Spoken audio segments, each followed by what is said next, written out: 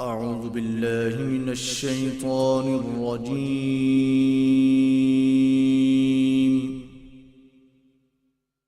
بسم الله الرحمن الرحيم.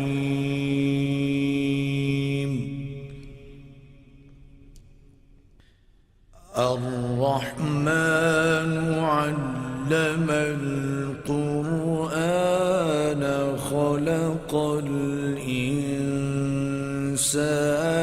علمه البيان.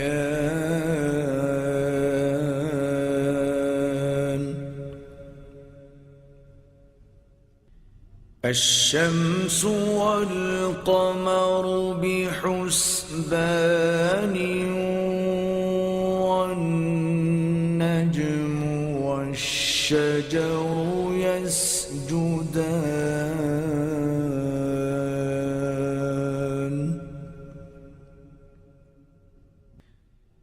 والسماء رفعها ووضع الميزان ألا تطغوا في الميزان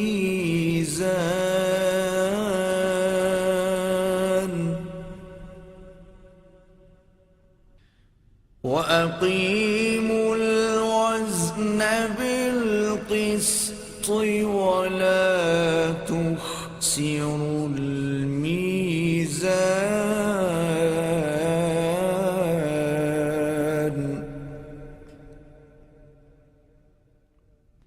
والأرض وضعها للأنام فيها فاكهة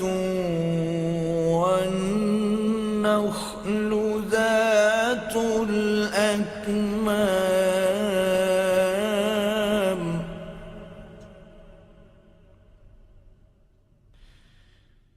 والحب ذو العصف والريحان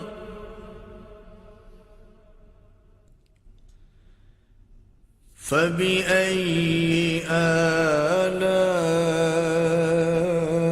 آلاء ربكما تكذبان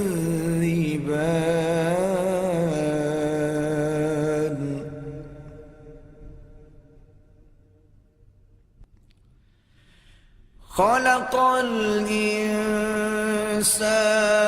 من صلصال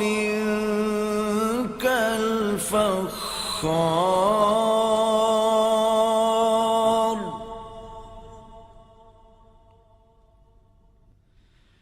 وخلق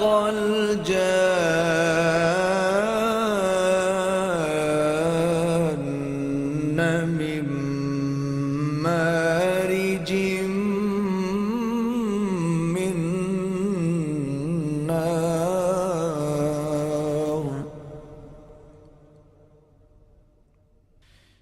فبأي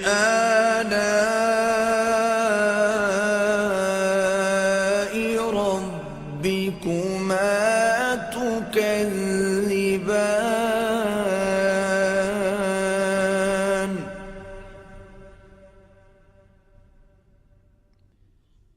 رب المشرقين ورب المغربين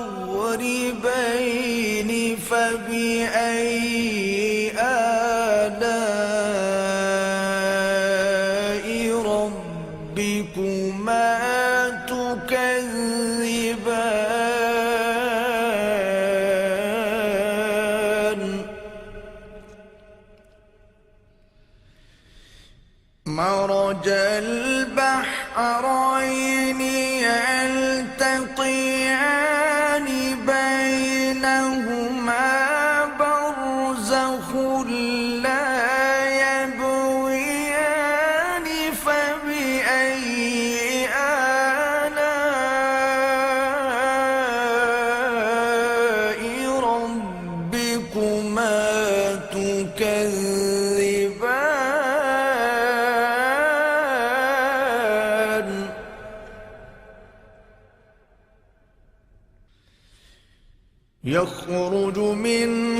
فيهما اللؤلؤ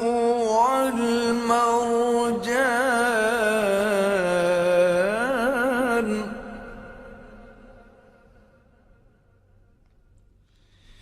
فبأي آلاء ربكما تكذبان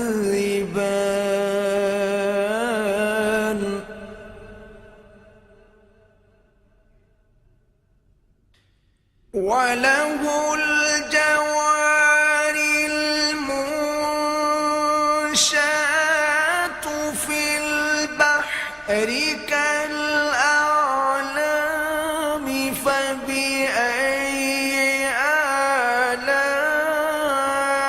آلاء ربكما تكذبان كل من عليها فان ويبقى وجه ربك ذو الجلال والإكرام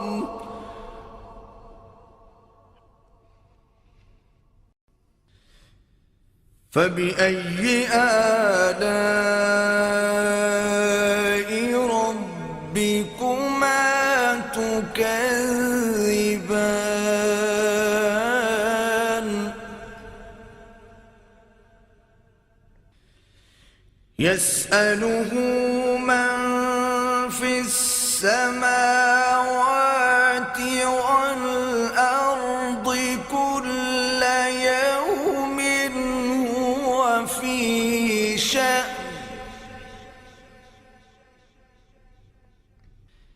فبأي آلاء ربكما تكذبان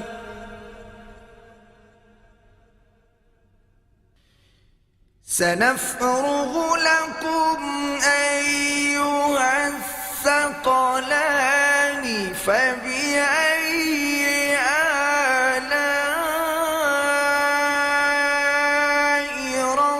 ربكما تكذبان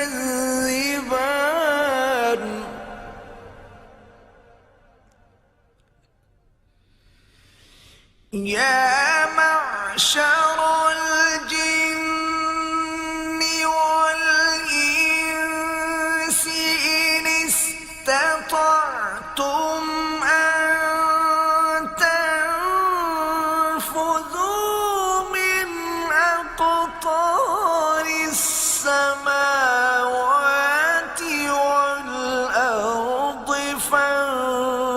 فانفذوا لا تنفذون إلا بسلطان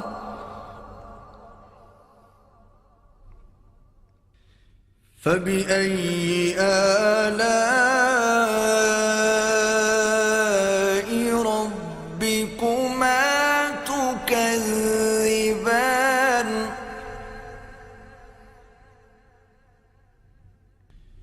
يرسل عليكما شواظ من نار ونحاس فلا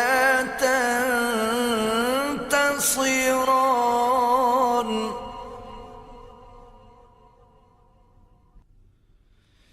فبأي آلاء ربكما تكذبان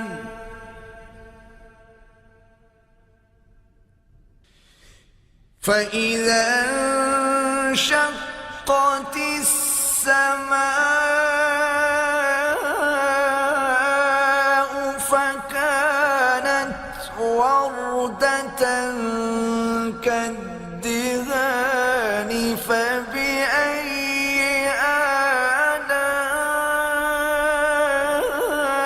آلاء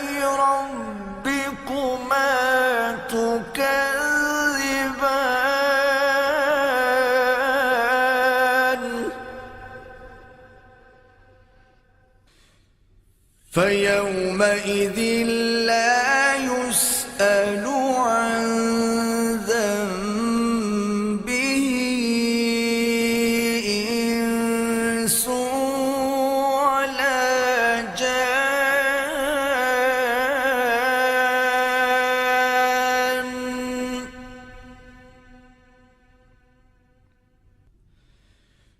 فبأي آلاء ربكما تكذبان.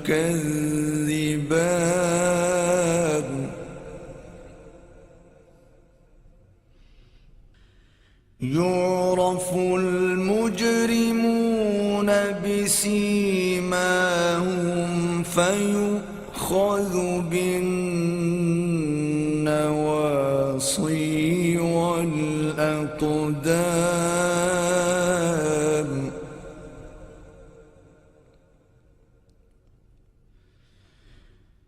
فبأي آلاء ربكما تكذبان.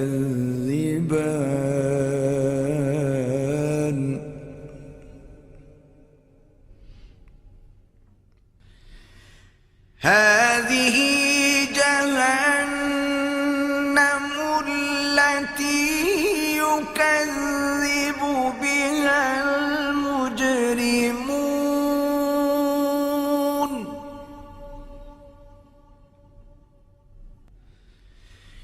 يطوفون بينها وبين حميم آن.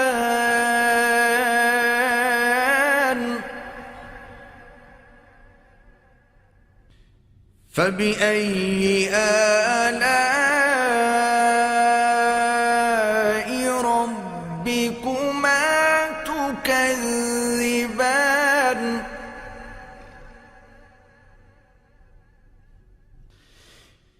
ولمن خاف مقام ربه جنتان. فبأي آلاء ربكما تكذبان ذواتا أفنان. فبأي آلاء ربكما تكذبان فيهما عينان تجريان.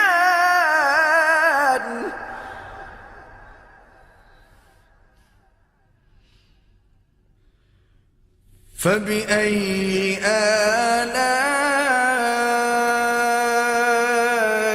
ربكما تكذبان.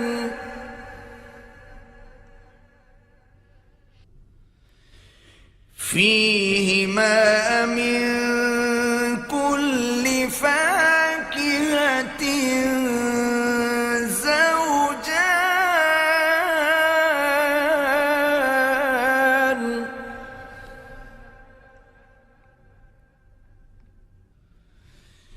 فبأي آلاء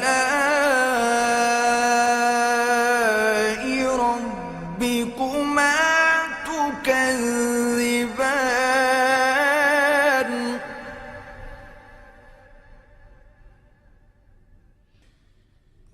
متكئين على فرش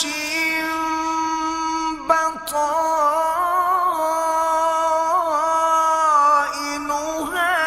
من استبرق. وجنى الجنتين دان. فبأي آلاء ربكما تكذبان.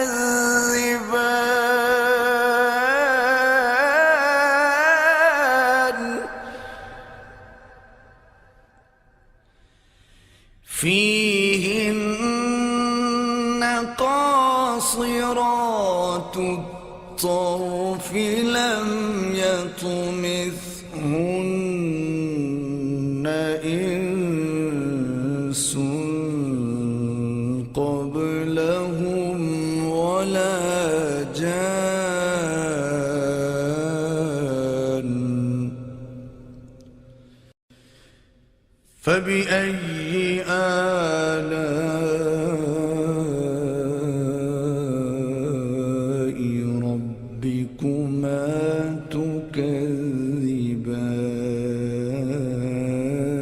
تكذبان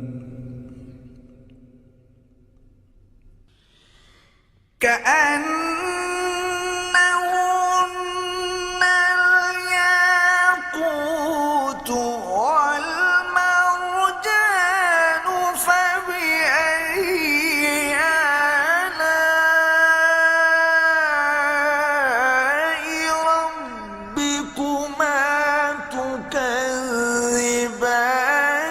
هل جزاء الإحسان إلا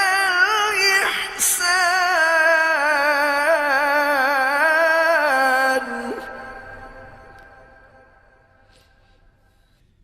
فبأي آلاء ربكما تكذبان ومن دونهما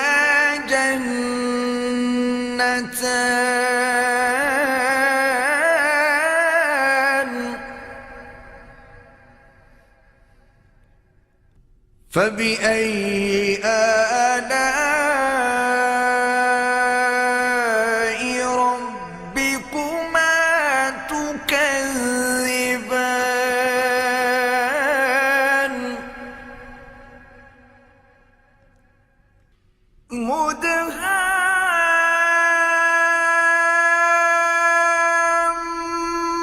مدهامتان فبأي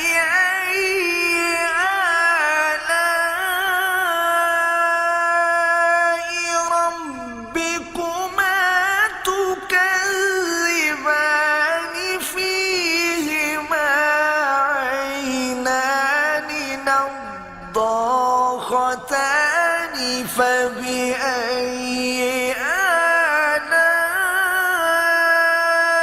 آلاء ربكما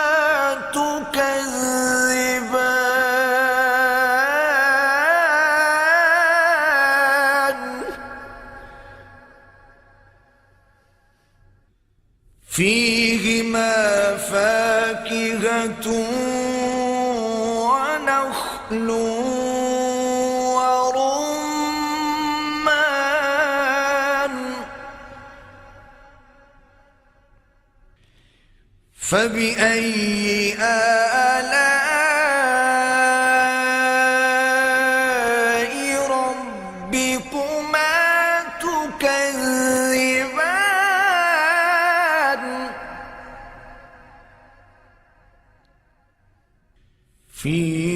فيهن خيرات حسان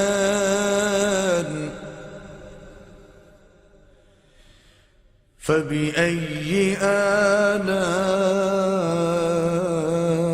آلاء ربكما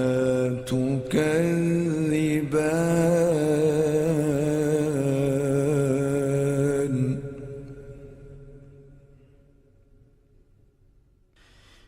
حور مقصورات في الخيام فبأي آلاء ربكما تكذبان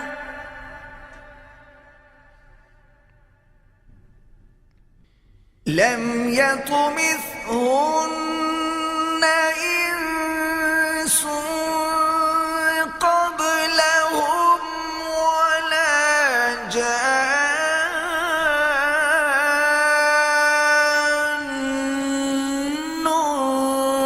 فبأي آلاء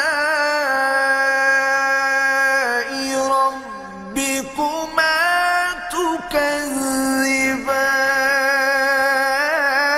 تكذبان متكئين على رفرف خضر وعبقري حسان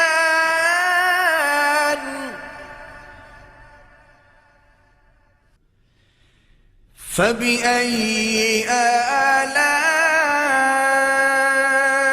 آلاء ربكما تكذبان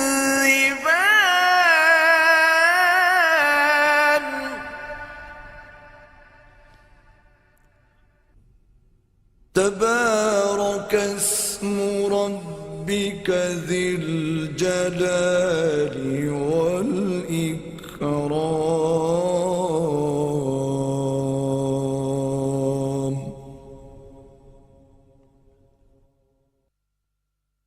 صدق الله العظيم.